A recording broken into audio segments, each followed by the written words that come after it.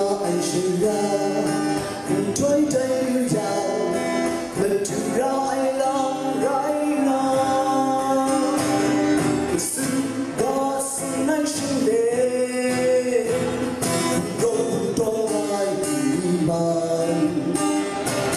đã cất anh hóa xanh về chỉ có ai mình ra để chắc anh là ai trên ngóng anh gặp cô trai qua đi chỗ anh được xin gặp em nắng chân đào đúng ra đúng ra xin ngóng anh qua ta xin có ngày ca thật cao dừng ta để ô anh đông ai đào rung rai đào cùng ta nắng trôi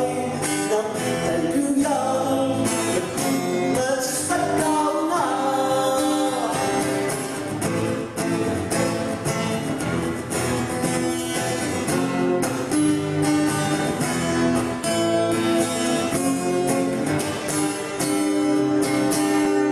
Mặc trên ngõ ta những bát sương đào vẫn có một căn nhà thuê đài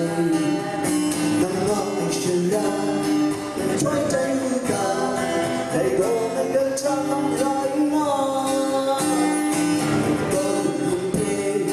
những tháng sinh ôn này những sáng sẽ gây lên nhà nắng ngõ anh sinh ra trôi tay